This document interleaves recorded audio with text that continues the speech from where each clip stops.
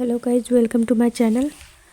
कियान ने भी उस तरफ देखा। शिवांगी समझ गई थी, जरूर जय कुछ गलत समझ रहा है। जय जय रुको, शिवांगी ने जय को आवाज़ लगाते हुए कहा, पर जय ने उसकी तरफ पलटकर नहीं देखा, ना ही वह रुका। आज पहली बार था जब जय शिवांगी की आवाज़ सुनकर भी ना रुका हो, वरना जय कभी शिवांगी को इग्नोर नहीं करता था। जय वहाँ अपनी कार में बैठ तुरंत फुल स्पीड में अपनी कार ड्राइव करते हुए निकल चुका था। वहीं जय के पीछे भागते हुए आ रही शिवांगी जय को आवाज़ देती रह गई। जय, शिवांगी ने चिल्लाते हुए कहा। शिवांगी की आंखों में आंसू अपने आप ही एक आंसू की बूंद निकल जमीन पर गिर गई। शिवांगी को खुद समझ नहीं आ रहा था कि उसे इतनी बेचैनी क्यों हो रही है। शिवांगी बहुत घबरा रही थी। उसने तुरंत अपना फ़ोन निकालकर राहिल को फ़ोन कर दिया। हेलो हेलो भैया, जय पता नहीं कहाँ चला गया। जय, गलतफहमी हो रही है, मुझे कैसे भी करके जय से अभी मिलना है, आप कुछ करो ना भैया प्लीज़, शिवांगी ने कॉल पर रोते हुए कहा। शिवांगी की बात सुनकर राहिल ने उसे शांत रहने को कहा और उससे पूरी बात पूछी। शिवांगी ने उससे सब कुछ बता दिया जो यहाँ हुआ।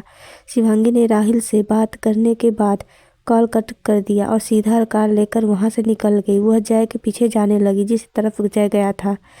तुम ऐसे कैसे बिना मेरे बात सुने भाग सकते हो? मैं तुम्हें आवाज़ दे रही थी ना, फिर तुम रुके क्यों नहीं? जय, शिवांगी ने कार ड्राइव करते हुए कहा। उसने भी अपनी कार की स्पीड तेज़ की। उसे रोड पर दूर दूर तक कहीं पर भी जय की कार दिखाई नहीं दे रही थी। शिवांगी ज़्यादा तो इसलिए परेशान हो रही थी क्योंकि उसने जय की कार को स्पीड देखी थी और जो बहुत ज़्यादा तेज़ थी। कियान शिवांगी के पीछे नहीं गया। अगर वह जाता तो शायद प्रॉब्लम हो जाता, ज़्यादा बढ़ जाती, जो वह नहीं चाहता था। अब वह शिवांगी की खुशी चाहता था, इसलिए वह वापस वहाँ से अपने घर के लिए निकल गया। आगे रास्ता 3 तरफा था। शिवांगी को समझ नहीं आ रहा था कि जय किस तरफ गया होगा। शिवांगी ने अपनी कार रोकी और फिर से राहिल को कॉल किया। राहिल ने उसे बताया कि उन्हें भी जय की लोकेशन का अभी तक पता नहीं चला। तभी शिवांगी ने कार में जो रेडियो ऑन था उसमें पर एक न्यूज़ आने लगी। हाईवे पर एक कार का बहुत भयानक तरीके से एक्सीडेंट हो गया। उस कार का कलर वाइट था। जैसे ही शिवांगी ने वह न्यूज़ देखी उसके हाथ से फ़ोन छूटकर नीचे गिर गया। राहिल ने भी वह न्यूज़ सुन ली थी। वह भी तुरंत अपने बॉडीगार्ड्स और के साथ हाईवे के लिए निकल गया। नहीं, जय को कुछ नहीं हो सकता, बिल्कुल भी नहीं, तुम ठीक होगी जय, शिवांगी ने कहा। फिर पागलों की तरह अपनी कार ड्राइव करते हुए हाईवे की तरफ जाने लगी। हाईवे पर पहुंचते ही शिवांगी ने देखा वहां थोड़ी दूरी पर ही रास्ता बंद कर दिया गया था। वहां पुलिस और लोगों की भीड़ मौजूद थी। शिवांगी तुरंत अपनी कार से बाहर आई और उस तरफ जाने लगी, पर पुलिस थी जो शिवांगी को जाने ही नहीं दे रही थी। शिवांगी लगातार रोए जा रही थी और उन्हें अंदर जाने के लिए कह रही थी, पर उनमें से कोई शिवांगी की बात नहीं मान रहा था कि तभी वहां पर राहिल अपने बॉडीगार्ड के साथ ने तुरंत रास्ता खोल दिया। रास्ता खुलते ही शिवांगी तुरंत अंदर भाग गई। राहिल भी शिवांगी की हालत देखकर हैरान था। शिवांगी ने तो उसे पास आने तक का मौका नहीं दिया, इससे पहले ही वह अंदर जा चुकी थी। शिवांगी ने देखा वहाँ एक कार मौजूद थी जिसके आगे का पूरा हिस्सा बुरी तरह से डैमेज हो चुका था। उस कार से एक ट्रक टकराया था। उस कार को जो कोई भी ड्राइव कर रहा होगा उसका जिंदा रहने का तो कोई सवाल ही पैदा नहीं होता। शिवांगी ने एकदम कदम अपने आप वहीं रुक गए। उसकी आंखों से आंसू झरने की तरह बहने लगे। राहिल ने शिवांगी की तरफ देखा।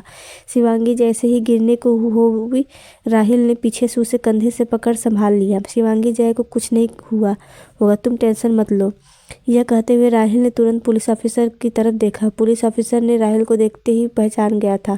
राहिल बंसल होटल का सीईओ था और वह बात पूरी दुनिया जानती थी, इसलिए पुलिस ने बड़े ही रिस्पेक्ट से कहा, सर, इस कार में मौजूद इंसान के बारे में अब तक कुछ भी पता नहीं चला है, पर उनकी बॉडी कार में नहीं है।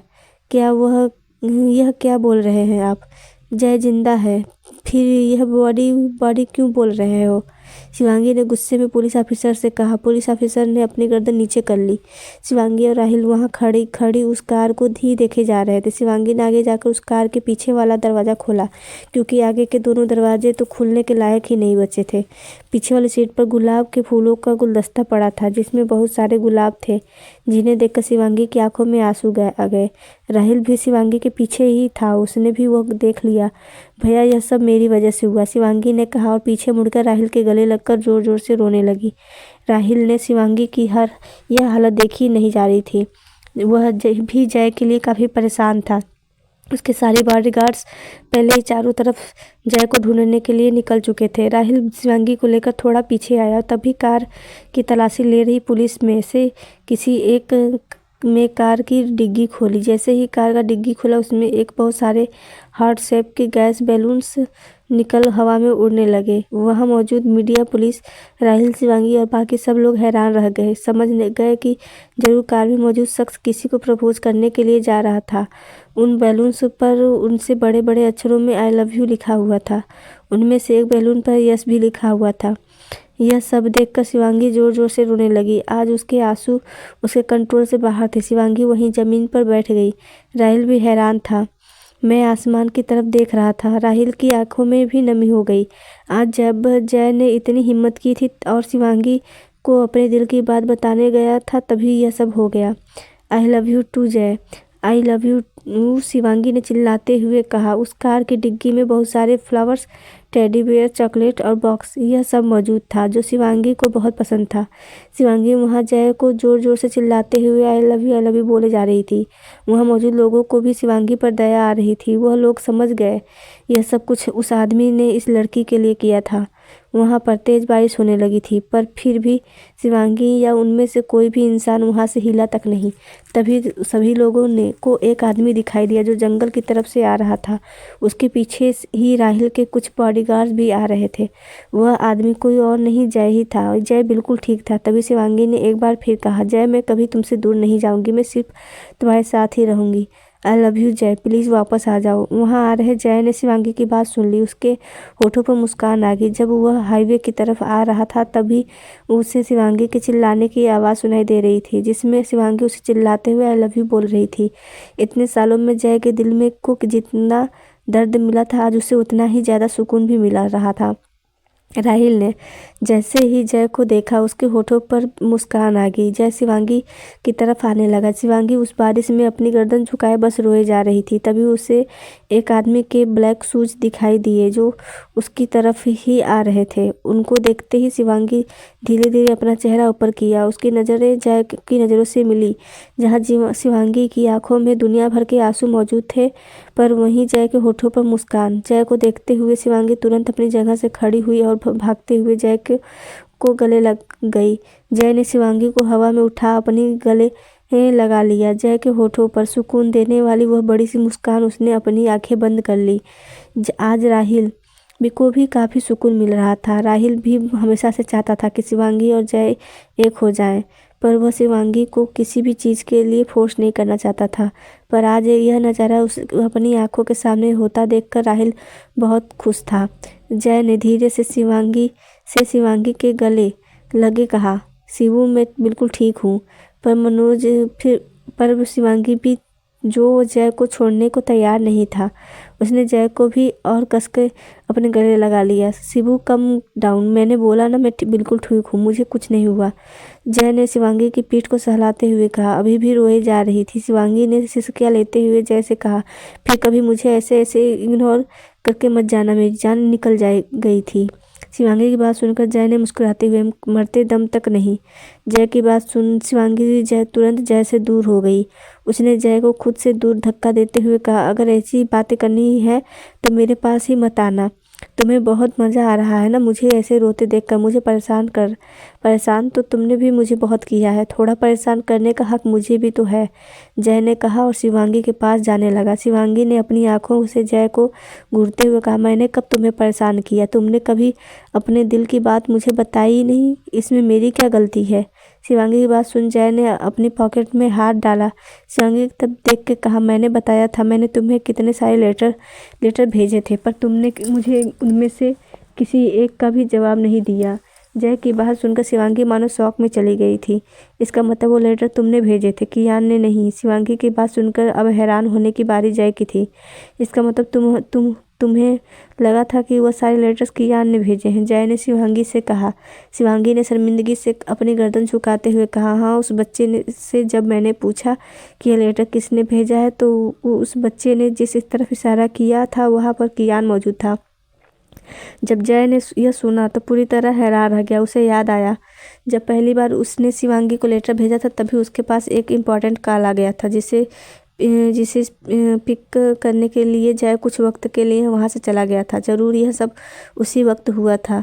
यह सब मेरी गलती की वजह से हुआ है, जय ने कहा। जय को खुद पर ही गुस्सा आ रहा था। अगर उसे उस वक्त वहाँ पर नहीं जाता तो शायद शिवांगी कभी कियान के साथ रिलेशन में आती ही नहीं। तुम हमेशा से ही डम थे। अगर तुम पहले ही मुझे अपने दिल की गुस्से में कहा। उसे जब जय पर बहुत गुस्सा आ रहा था उसे खुद भी समझ नहीं आ रहा था कि ऐसा क्यों था। जय बेचारा मासूमियत से शिवांगी की सारी बातें सुन रहा था। उसे भी अपनी गलती का एहसास हो रहा था। तो मुझे इग्नोर करते हुए भागे जा रहे थे। अगर तुम्हें कुछ हो जाता तो, यह कहते हुए शिवांगी ने गुस्से में एक नज़र जय को देखा और फिर जैसे ही पीछे मुड़कर जाने को हुई कि जय ने शिवांगी का हाथ पकड़ कहा, प्लीज़ मत जाओ। जय की वह दर्द भरी आवाज़ सुनकर शिवांगी के कदम अपने आप ही वहाँ पर रुक गए। शिवांगी ने अपना चेहरा पीछे कर देखा तो जय अपनी गर्दन दर्द भरी आंखें उससे ही देखे जा रहा था। अब कभी नहीं जाऊंगी, शिवांगी ने जय की तरफ मुड़ कहा। वहाँ बहुत तेज़ बारिश हो रही थी पर उन दोनों के ऊपर प्यार का भूत सवार था। पुलिस को राहिल की पहले ही वहाँ से जाने के लिए कह दिया था। वह हाईवे पूरी तरह खाली हो चुका था। अब वहाँ राहिल, जय, शिवांगी और बॉडीगार्ड ही मौजूद थे। हमें यहाँ से चलना चाहिए। जय तुम भी हमारे साथ चलो, तुम्हारी कार तो अब किसी लायक नहीं रही, राहिल ने कहा। राहिल की बात सुन शिवांगी ने जय की कॉल की तरफ देखा और जय से कहा, तुम्हें कहीं चोट तो नहीं लगी? यह कहते हुए शिवांगी जय को ध्यान से देखने लगी। शिवांगी की बात सुन जय ने कहा, मुझे कुछ भी नहीं हुआ, मैं कार में था ही नहीं, मैं पहले ही जंगल की तरफ चला गया था। अगर आज जय जंगल की तरफ नहीं जाता तो वह जिंदा ही नहीं बचता। उसके बाद राहिल वह ऑफिस जाने के लिए तैयार हो रहा था कि तभी उसकी नज़र अवनी पर भी गई जो तैयार हो रही थी। अवनी को तैयार होते देखकर मानिक समझ गया कि ज़रूर अवनी भी अपने ऑफिस जाने के लिए तैयार हो रही है। यह सोचकर मानिक के सामने मोच का चेहरा आ गया। अवनी के ऑफिस में वह मोच भी जरूर होगा। इसी बारे में सोचते हुए मानिक अपने रूम से बाहर आया। हॉल में पहले ही से ही धैर्य मौजूद था। वो मानिक का ही इंतजार कर रहा था। मानिक को देखते ही धैर्य ने अपनी गर्दन झुकाकर कहा, गुड मॉर्निंग सर। मानिक ने बस उसकी तरफ देखकर अपनी गर्दन हाँ में हिला दी। उसका ध्यान तो अभी भी इसी बात पर था कि अगर अवनी अपने ऑफिस गई तो वह मोच जरूर फिर से अवनी के पास आने की कोशिश करेगा। तभी मानिक के दिमाग में एक आइडिया आया। ठीक उसी वक्त अवनी भी सीढ़ियों से नीचे आई। अवनी ने मुस्कुराते हुए धैर्य की तरफ देखकर कहा, गुड मॉर्निंग धैर्य। धैर्य ने भी मुस्कुराते हुए अवनी से कहा, गुड मॉर्निंग मैम। धैर्य और अवनी को इतनी खुशी से बात करते देखकर मानिक की आंखें छोटी हो गई। उसने फिर अवनी से कहा, सुनो। अवनी ने मानिक की तरफ देखा और प्यार से कहा, कहिए न पतिदेव, मैं तो कब से आपके से कुछ कहने का इंतजार कर रही हूँ। तुम्हें आज मेरे साथ मेरे ऑफिस चलना होगा। एक केस है जिसमें तुम हमारी लीगल टीम के साथ काम करोगी। उसके लिए मैं तुम्हें पे भी कर दूंगा। मानिक ने सोफे पर खड़े होते हुए अपनी पॉकेट में हाथ डाले कहा। मानिक की बात सुन अवनी ने मुस्कुराते हुए कहा, क्या आप सच में मुझे पे करेंगे? पर मुझे पैसे नहीं। और क्या? मानिक ने कहा, वही जो आपके पास बहुत कम है, आपका टाइम। अवनी ने मुस्कुराते हुए कहा। अवनी की बात सुन मानिक ने अपनी गर्दन हाँ में हिला दी। वहीं धैर्य कंफ्यूज वहाँ खड़ा था। उसे समझ नहीं आ रहा था कि मानिक कौन से केस की बात कर रहा है। चले फिर। अवनी ने मानिक के पास जाकर उसका हाथ पकड़े कहा। मानिक ने अपनी गर्दन हाँ में हिलाई और वो फिर अवनी के साथ बाहर की तरफ चला गया। इधर धैर्य वहीं खड़ा मानिक को जाते देखा रहा था। उस समय था जब मानिक को अवनी को उसके पास तक आना पसंद नहीं था। अब जब अवनी मानिक का हाथ पकड़े चल रही थी तब मानिक उससे कुछ नहीं कह रहा था। धैर्य ने अपनी गर्दन ना में हिलाई। फिर अवनी मानिक के पीछे चला गया। वहीं अवनी काफ़ी खुश थी। उसे तो ऐसे भी सिर्फ मानिक का साथ चाहिए था। अवनी मानिक के साथ उसकी कार में बैठ गई। एक एक कर 5 कार मानिक के बिला से निकाल बजाज कॉरपोरेशन की तरफ दौड़ पड़ी। जैसे ही माणिक की कार बजाज कॉरपोरेशन के बाहर आके रुकी, अवनी और माणिक के लिए बॉडीगार्ड्स ने दरवाज़ा खोला। अवनी और माणिक दोनों ही कार से बाहर आए। अवनी बिल्कुल किसी प्रोफेशनल लॉयर की तरह बिहेव कर रही थी। वह अब माणिक के पास नहीं खड़ी थी, ना ही उसने माणिक का हाथ पकड़ रखा था। वह माणिक अवनी के साथ कंपनी के अंदर जाने लगा। कंपनी के ग्राउंड फ्लोर पर सिर्फ रिसेप्शन एरिया था। वहाँ पर कंपनी का बाकी स्टाफ मौजूद नहीं था। और माणिक ने अवनी की तरफ देखा और फिर धैर्य से अवनी को लॉ डिपार्टमेंट में भेजने की अपनी प्राइवेट लिफ्ट से सीधा अपने कैबिन की तरफ चला गया। अवनी आज दूसरी बार बजाज कॉरपोरेशन आई थी, पर वह अभी भी वही रिसेप्शन एरिया तक ही गई थी। वही रिसेप्शन अवनी को देखे जा रही थी। उसे ऐसा लग रहा था जैसे उसने पहले कभी अवनी को देखा है। वह भूल चुकी थी। अवनी एक बार पहले भी बजाज कॉरपोरेशन आ चुकी थी। रिसेप्शनिस्ट यही सोच रही थी कि आखिर यह लड़की है कौन जिसके साथ धैर्य खड़ा था। माणिक तो पहले ही दूसरे साइड में अपनी लिफ्ट की तरफ चला गया था, इसलिए रिसेप्शनिस्ट उसे देख नहीं पाई। माणिक को देखा ना इतनी छोटी बात भी नहीं थी। क्या यह धैर्य सर की गर्लफ्रेंड है? रिसेप्शनिस्ट ने खुद से कहा। मैम, आप मेरे साथ चलिए, धैर्य ने अवनी से कहा। अवनी ने अपनी गर्दन हाँ में हिलाई। उसके बाद वह धैर्य के पीछे पीछे चली गई। धैर्य अवनी को लेकर लीकर डिपार्टमेंट की तरफ गया। वहीं माणिक अपने कैबिन में पहुंच चुका था। माणिक लैपटॉप स्क्रीन पर अवनी को ही देखे जा रहा था। अवनी कंपनी को चारों तरफ ध्यान से देख रही थी। दूसरी तरफ राहिल लगातार किसी को फ़ोन किए जा रहा था। सामने वाला इंसान राहिल के कॉल का कोई जवाब नहीं दे रहा था। राहिल का गुस्सा बढ़ता ही जा रहा था। राहिल नीति को कॉल कर रहा था, जो सुबह से उसके कॉल पिक नहीं कर रही थी। पहले तो जय शिवांगी की वजह से राहिल इस बारे में भूल चुका था कि अब उसने अपने बॉडीगार्ड को पहले ही नीति के घर भेज दिया था, और उसके स्कूल भी उसे समझ नहीं आ रहा था नीति उसके कॉल्स आंसर क्यों नहीं कर रही थी। वह उसे इग्नोर करने की कोशिश कर रही थी, या वह किसी मुसीबत में है। यही सोचकर राहुल तुरंत अपने ऑफिस के कैबिन से बाहर निकल नीति को ढूंढने के लिए चला गया। दूसरी तरफ राजस्थान नीति जैसे राहिल की नज़रों से छिपते हुए यहाँ आई थी। राहिल की नज़रों से छिपकर यहाँ तक आना कोई मामूली बात नहीं थी। नीति को डर था कि अगर कहीं राहिल उसे ढूंढ न ले, इसलिए नीति ने अपना फ़ोन वहीं मुंबई में ही छोड़ दिया था। वह इस वक्त जयपुर में थी। नीति ने अपने सामने मौजूद हवा महल की तरफ देखते हुए कहा, तुमने मेरे पास कोई और रास्ता छोड़ा ही नहीं था। राहिल यह कहते हुए नीति की आंखें नम हो गई। वह काफ़ी उदास थी, पर वह कुछ नहीं कर सकती थी। नीति ने जयपुर में ही एक छोटा सा फ्लैट अपने लिए रेंट पर ले लिया था। वह जॉब ढूंढ रही थी। अब उसे यहीं पर ही जो रहना था। वह वापस मुंबई नहीं जा रही थी। उसे अच्छे से पता था राहिल उसे हर जगह ढूंढेगा। इतनी आसानी से राहिल उसे भूलने वाला नहीं है। राहिल अब जब नीति के घर पहुंचा तो उसे पता चला नीति के घर पर ताला लगा है। जब बॉडीगार्ड आसपास रहे लोगों से पूछताछ की तो उन्होंने बताया कि नीति फैमिली से तो कुछ दिनों से मथुरा दर्शन करने के लिए गई है, पर नीति घर पर ही थी। नीति कहाँ गई यह उन्हें भी नहीं पता था। अगर तुम स्कूल में नहीं हो, घर पर नहीं हो, तो फिर तुम कहाँ हो नीति? राहुल ने गुस्से से अपनी मुट्ठियों को कसते हुए कहा। राहुल काफ़ी गुस्से में था। उसने अपने बॉडीगार्ड्स को नीति को हर जगह ढूंढने के लिए कहा। नीति के फ़ोन की लोकेशन पता करने को पता चला नीति के फ़ोन की लोकेशन उसके घर की ही है। इसलिए राहुल अपने बॉडीगार्ड्स के साथ नीति के घर के अंदर ज़बरदस्ती ताला तोड़कर चला गया। अंदर जाकर उन्होंने हर जगह देखा, पर उन्हें नीति कहीं नहीं मिला तो सिर्फ उसका फ़ोन, वो भी उसके रूम में। राहुल ने देखा नीति का रूम बिखरा हुआ है। वह अलमारी भी खुली हुई थी, उसमें अब सिर्फ 1-2 ड्रेस ही बची थी। यह देख राहुल ने गुस्से में वहीं पड़े सामान को फेंकते हुए कहा, अगर तुम सच में मुझसे दूर जाने की कोशिश कर रही हो तो नीति, तो तुमने बिल्कुल भी ठीक नहीं किया। मैं तुम्हें खुद से दूर जाने नहीं दूंगा। राहुल ने गुस्से में कहा। गुस्से में उसकी हाथी को ढूंढने के लिए कहा। उसे कैसे भी कर नीति चाहिए थी। दूसरी तरफ जिज्ञासा ने किसी को फ़ोन किया। जैसे ही दूसरी तरफ मौजूद आदमी ने कॉल पर किया तो जिज्ञासा ने कहा, मुझे कुछ सामान चाहिए, मुझे जल्द से जल्द उनका अरेंजमेंट करके दो। सामने वाले की बात सुन आदमी जिज्ञासा के कॉल कट कर दिया। जिज्ञासा के होठों पर मुस्कान थी। मैं तुम्हें छोड़ना चाहती थी अवनी, पर तुमने मेरे पास कोई और चारा नहीं छोड़ा, जिज्ञासा ने कहा। अवनी धैर्य के पीछे जा रही थी कि तभी उसके फ़ोन पर अनिकेत का मैसेज आया। वो मुंबई आ गया है। वह उस मैसेज को पढ़कर अवनी के होठों पर एक शैतानी मुस्कुराहट आ गई, जिसे उसने जल्दी से छिपा भी लिया। पर अवनी को देख रहे मानिक ने अवनी के होठों की वह मुस्कान देख ली, पर उसे कुछ समझ नहीं आ रहा था कि आखिर ऐसा क्या था फ़ोन में जिसे देखकर अवनी ने इतनी ज़्यादा खुश दिखाई दे रही थी। अब क्या करने वाली है यह लड़की? मानिक ने अपने हाथ में मौजूद पेन को घुमाते हुए कहा, मैम यह है हमारे ऑफिस का लीगल डिपार्टमेंट।